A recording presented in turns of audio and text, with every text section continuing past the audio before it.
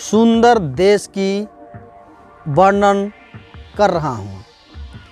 ऐसे देश का जिन्होंने पूरे विश्व में उस देश से परिचित हैं, जिनके उत्तर पूर्व में नेपाल, चीन बसा है। एक सुंदर मनोहर चित्रण हुआ है।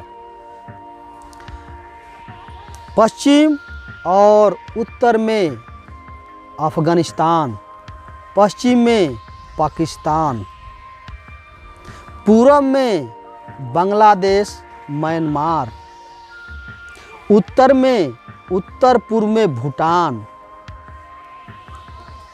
और दक्षिण में श्रीलंका, दक्षिण पश्चिम में मालदीव, दक्षिण पूर्व में इंडोनेशिया, जो सीमाएं से घिरी हुई हैं, जिनके पूरब में हिमालय पर्वत, दक्षिण में हिंद महासागर, जिनकी सीमाएं हैं, जिनमें विभिन्नता में एकता है।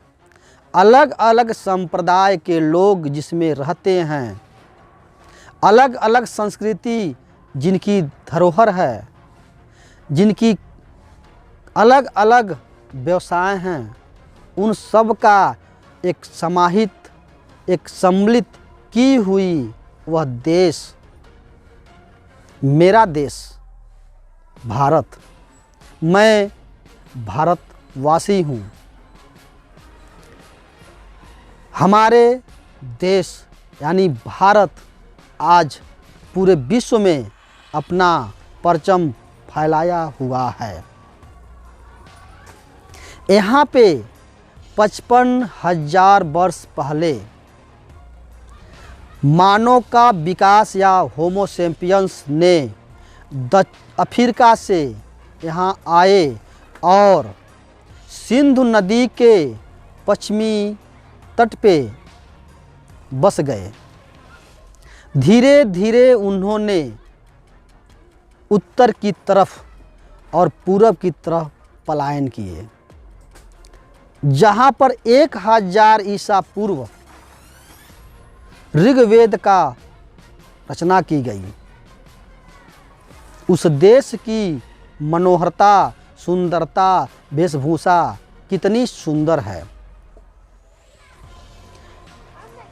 वह देश आत्मविश्वास, धर्मगुरु है।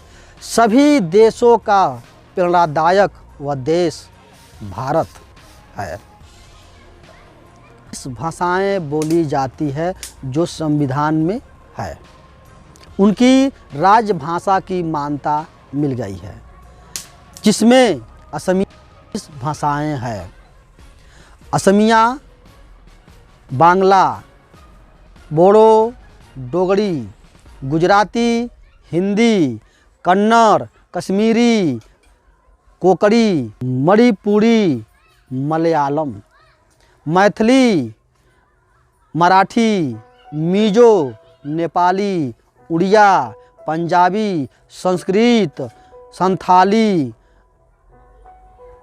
हिंदी, तमिल, तेलुगु और उर्दू है।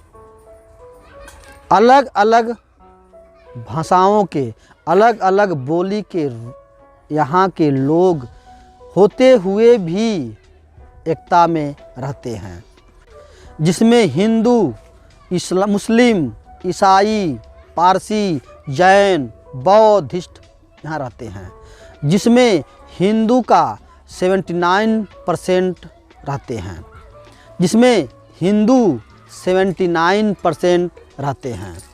इस्लाम 14%, ईसाई 2%, सिख 1.7%, बौद्ध 0.7%, जैन 0.4% और जो नास्तिक हैं 0.23% यहाँ रहते हैं। और अन्य की जब बात करें तो अन्य इसमें रहते हैं 0.65% यहाँ वास करते हैं।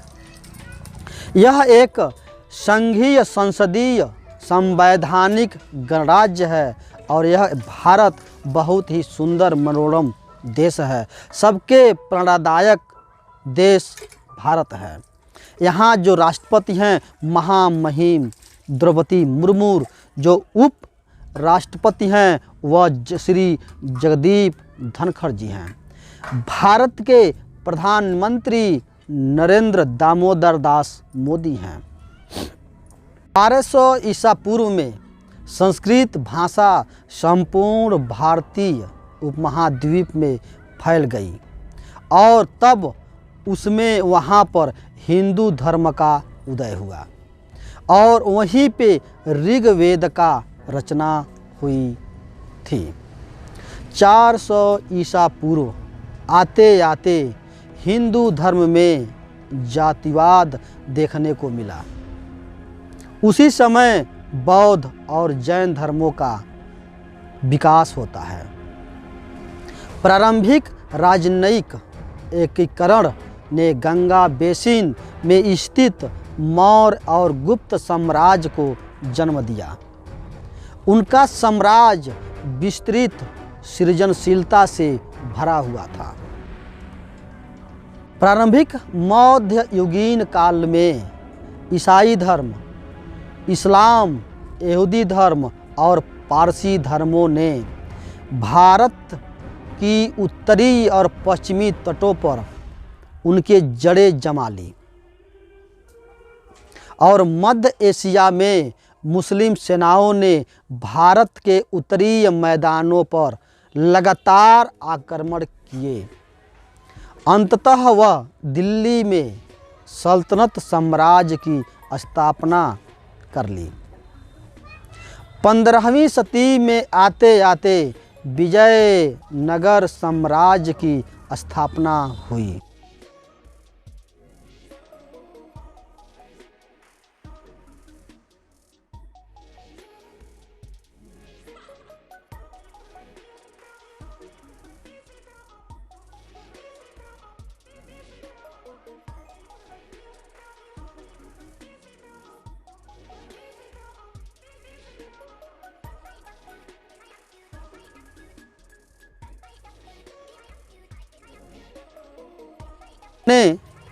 जिसने भारत को औपनिवेशवाद अर्थव्यवस्था में बदल दिया और 1858 में बदल दिया और अपनी संप्रभुता को और भी मजबूत बना दिया।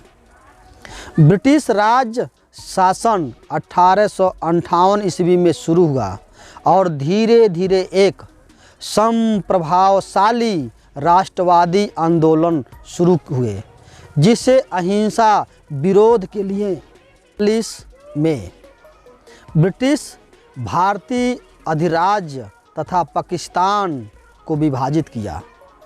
भारतीय जिन्हें धर्म के आधार पर विभाजित किया गया।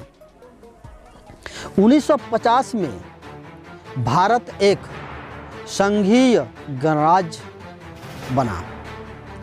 भारत की जो जनसंख्या 1951 में